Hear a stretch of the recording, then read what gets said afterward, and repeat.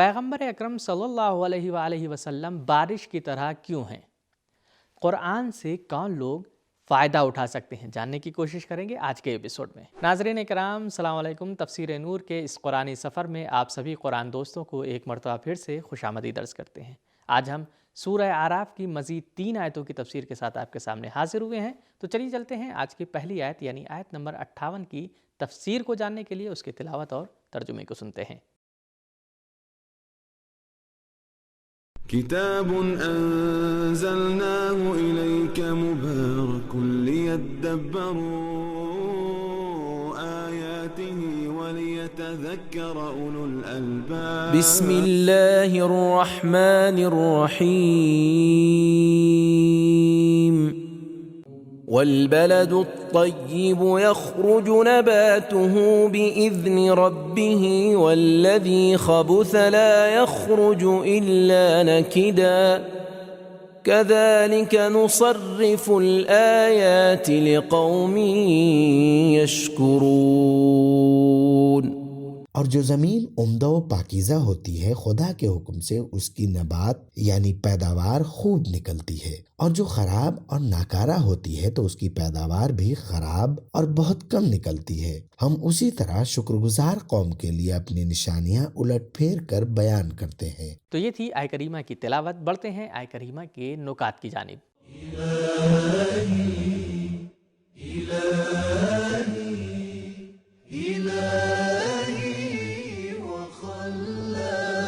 نکات نکدن کے معنی وہ چیز ہے جس میں کوئی خیر نہ ہو۔ نبات نکد بے فائدہ اور معمولی گھاس پھوس کے معنی میں ہے۔ اگر کھلے ذہن کے ساتھ اس آیت کو دیکھیں تو شاید پاک زمین کے معنی میں سے ایک معنی پاک خاندان کی ہو۔ قرآن کی آیتیں رحمت کی بارش کی طرح ہیں، اگر تیار دلوں پر پڑھی جائیں تو معرفت، عشق، ایمان اور کوشش میں اضافہ ہوتا ہے، جبکہ نالائق لوگوں کے لیے ہٹ دھرمی اور ضد کے علاوہ کسی چیز میں اضافہ نہیں ہوتا۔ ارشاد پروردگار ہے وَنُنَزِّلُ مِنَ الْقُرْآنِ مَا هُوَ شِفَاءٌ وَرَحْمَةٌ لِّلْمُؤْمِنِينَ وَلَا يَزِيدُ الظَّالِمِينَ إِلَّا خَسَارًا۔ پیغمبر اکرم صلی اللہ علیہ وآلہ وسلم نے فرمایا مَثَلُ مَا بَعَثَنِي اللَّهُ مِنَ الْهُدَى وَالْعِلْمِ كَمَثَلِ الْغَيْثِ الْكَثِيرِ أَصَابَ أَرْضًا۔ علم و ہدایت کے ساتھ لوگوں کے درمیان میرا رسول بنا کر بھیجا جانا بہت زیادہ بارش کے برسنے کی طرح ہے، جس میں کچھ زمین ایسی ہے جو اسے اپنے اندر سمیٹ لیتی ہے اور کچھ زمین ایسی ہے جو اپنے اندر سمیٹ نہیں پاتی۔ لہٰذا کچھ افراد ایسے ہیں جو میرے احکام کو سمجھ لیتے ہیں اور وہ عالم و فقیہ بن جاتے ہیں، اور کچھ افراد ایسے ہیں جو بالکل توجہ نہیں کرتے اور ہدایت حاصل نہیں کر پاتے۔ تفسیر منہج الصادقین۔ اسی لیے پاک دل پاک زمین کی طرح ہے اور خبیث دل ناپاک اور بنجر زمین کی طرح ہے۔ ہم نے آیہ کریمہ کے نکات کو جان لیا ہے، اب جانتے ہیں آیہ کریمہ کے پیغامات کیا کیا ہیں۔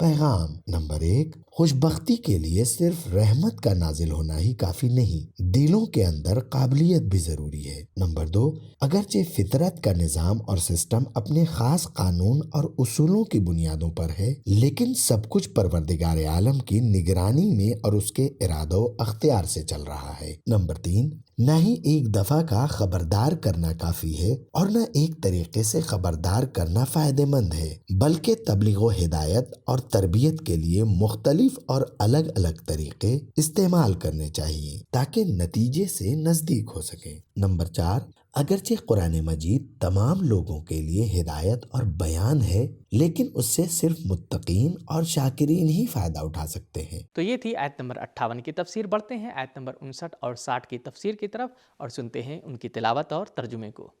لقد أرسلنا نوحا إلى قومه فقال يا قوم اعبدوا الله ما لكم من إله غيره إني أخاف عليكم عذاب يوم عظيم۔ قال الملأ من قومه إنا لنراك في ضلال مبين۔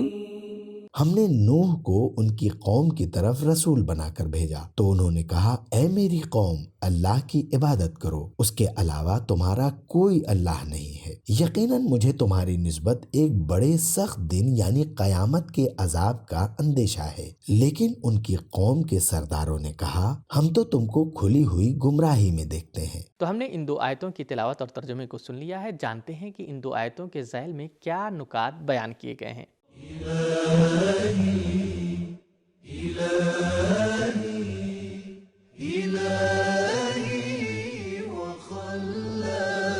نکات: بلد خبیث کا لفظ جو کہ پچھلی آیت میں استعمال ہوا ہے، اس کا نمونہ حضرت نوح علیہ السلام کی قوم تھی کہ حضرت نوح علیہ السلام نے انہیں جتنی بھی تبلیغ کی ان کے اندر کوئی اثر نہیں ہوا۔ حضرت نوح علیہ السلام کے واقعات سورہ احقاف، سورہ صافات، سورہ اسراء، سورہ احزاب، سورہ یونس، سورہ مومنون اور سورہ قمر میں ذکر ہوئے ہیں۔ خوف میں اچھا پہلو بھی پایا جاتا ہے، جبکہ جبن یعنی بزدلی میں برا اور ناپسندیدہ پہلو پایا جاتا ہے۔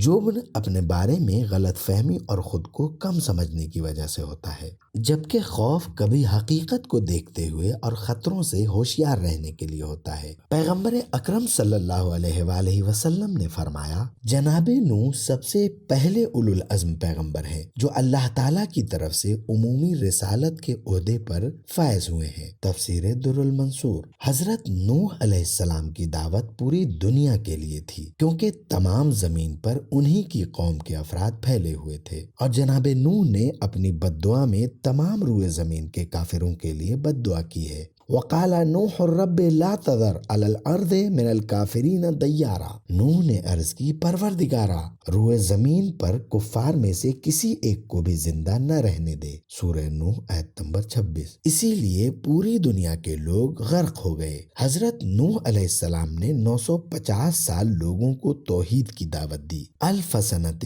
الا 50 عاما، عنکبوت آیت نمبر 14۔ نہ وہ صرف ایمان نہیں لائے بلکہ ان سے دور ہو گئے۔ فلم یزدہم دعائی الا فرارا، لیکن میری دعوت نے ان میں فرار کے علاوہ کسی چیز کا اضافہ نہیں کیا۔ سورہ نوح آیت نمبر 6۔ لوگوں نے انہیں تکلیف اور اذیت دی، وہ اتنا مارتے تھے کہ حضرت نوح بے ہوش ہو کر زمین پر گر جاتے، لیکن جب ہوش میں آتے تو کہتے اللہم اہد قومی فانہم لا یعلمون، خدایا میری قوم کی ہدایت فرما دے کیونکہ یہ نہیں جانتے۔ تو یہ تھے ان 2 آیتوں کے خوبصورت نکات۔ اب جانتے ہیں ان 2 آیتوں کے پیغامات کو اور اس پر عمل کرنے کی کوشش بھی کرتے ہیں۔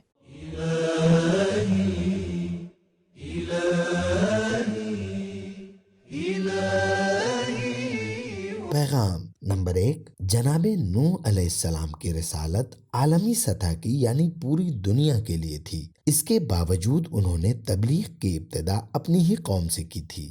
نمبر 2، توحید اور خدا پرستی کی طرف دعوت دینا تمام انبیاء کی دعوت و تبلیغ کی بنیاد تھی اور تمام آسمانی دین کے اصول میں سے ہے۔ نمبر 3، یکتا پرستی کی دلیل اللہ تعالیٰ کا ایک ہونا اور لا شریک ہونا ہے۔ نمبر 4، خدا شناسی اور خدا پر ایمان شروع ہی سے تمام تاریخ میں بحث و گفتگو کا ٹاپک رہا ہے۔ حضرت نوح علیہ السلام جو کہ حضرت ابراہیم علیہ السلام، حضرت موسیٰ علیہ السلام اور جناب عیسیٰ علیہ السلام سے پہلے تھے، انہوں نے لوگوں سے کہا خدا کی عبادت کرو۔ یہ اس بات کی نشانی ہے کہ وہ اللہ تعالیٰ کے بارے میں جانتے تھے۔ نمبر 5، انبیاء علیہم السلام انسانیت کے سچے ہمدرد ہیں۔ نمبر 6، انبیاء کے مخالف ہمیشہ بڑے لوگوں، اشراف، سردار اور مالدار لوگ ہی ہوا کرتے تھے کہ جن کی دولت کی چمک لوگوں کی آنکھوں کو چکا چوندھ کر دیتی تھی۔ نمبر 7، ایمان نہ لانے سے زیادہ بدتر انبیاء کو گمراہ سمجھنا ہے۔ جب انسان کی فطرت ناپاک ہو جاتی ہے تو حقیقی رہنماؤں کو بھی گمراہ سمجھا جانے لگتا ہے۔ آج دنیا کے کفر کو روشن فکری اور انبیاء اور مبلغین دین کو ترقی کے خلاف دقیانوسی اور سادہ لوح سمجھتے ہیں۔ نمبر 8، جو توحید کے سسٹم کو لاگو کرنے اور شرک کو جڑ سے اکھاڑ پھینکنے کی کوشش کرتا ہے، اسے ہر قسم کی تہمت، توہین، مذاق اور مشکلات کا سامنا کرنے کے لیے تیار رہنا چاہیے۔ نمبر 9، مخالفین تہمت لگانے میں بہت سنجیدہ اور سخت رویہ رکھنے والے ہیں۔ تو ناظرین، آج کے ایپیسوڈ میں ہم نے یہ جاننے کی کوشش کی کہ رسول خدا صلی اللہ علیہ وآلہ وسلم کو بارش سے کیوں تعبیر کیا گیا ہے، کیونکہ بارش بھی ایک رحمت ہے اور رسول کی ذات کو بھی خدا نے رحمت بنا کر ہمارے درمیان میں بھیجا ہے۔ اسی طرح قرآن مجید تمام لوگوں کے لیے ہدایت اور بیان ہے، لیکن اس سے فائدہ صرف متقین اور شاکرین ہی اٹھا سکتے ہیں۔ تو اس رمضان سبیل قرآن کے ساتھ قرآن پڑھیں بھی اور سمجھیں بھی۔ ملتے ہیں اگلے ایپیسوڈ میں، تب تک کے لیے شکریہ، خدا حافظ۔ سبیل قرآن، قرآنی سماج کی پہچان۔